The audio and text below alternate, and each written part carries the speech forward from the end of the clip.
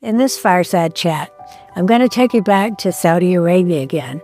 So we're going all the way back to the 80s.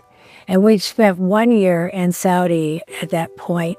And in the summer, the boys and I came home to see family and lifelong friends. So we were home for a visit.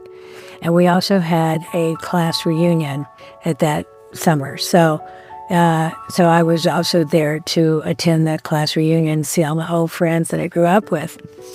And the night before the reunion, several of my girlfriends and I called us, we were like the movie, The Band of Brothers.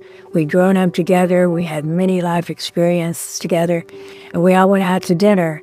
And we were sitting around a round table, and there were 7 or 8 of us there that evening. And we were reminiscing and talking about, fun times that we had growing up. And these are people that I went all the way through school with. But sitting next to me was a girl named Faye. She's one of my dear friends. She also had gone out into the world. She had left home, and she was a martial arts specialist and was teaching women, safety in martial arts. So she had this great confidence and calm about her and assurance, that she just handled herself, presented herself really well.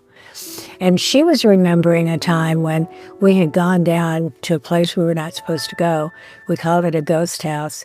And as we got in there, it was an abandoned house, but there were some drunks, for lack of a better term, who had had too much to drink, and they were in there. They got into that vacant house, and they were sleeping off the beer and wine that they had consumed.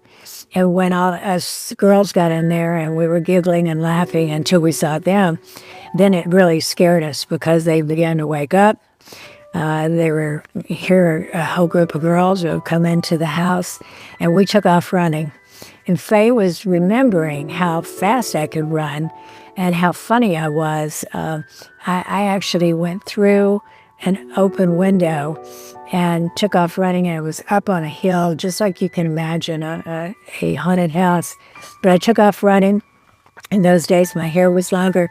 She said my hair was flying back, and she could hardly tell the story. She was laughing so hard.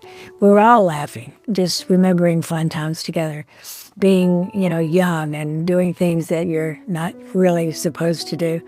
But all of a sudden, she turned and looked at me, and she said, "Dorothy, where did that funny girl go?"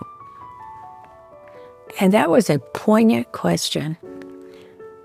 It's something that I couldn't shake. It stayed with me. Actually, it stayed with me all these years. Where did that funny girl go?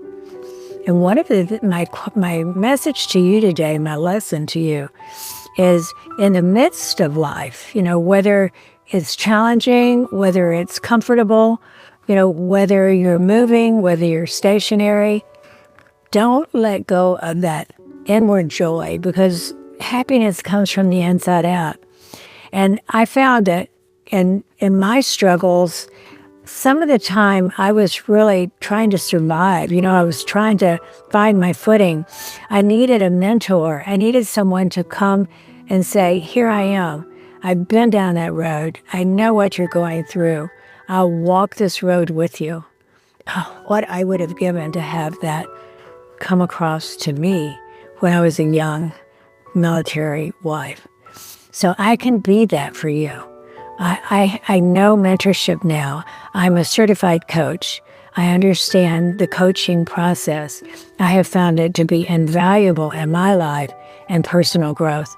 I just wish mine had come early on so that I could have maxed out those years while we were in active duty service, and even afterward when we were in government service, and Frank still deployed and went into war zones, similar to what he did when he was active duty. I needed help, and I didn't know how to ask for it. I didn't know to ask for it.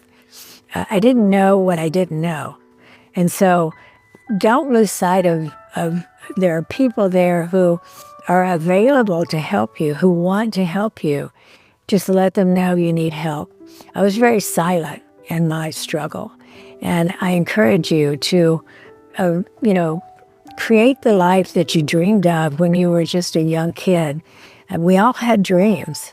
I can remember laying in the front yard of my parents' home and looking up at the sky and imagining catching a cloud and going all over the world on a magic carpet. It seemed like, just a dream at the time, but I ended up doing something like that.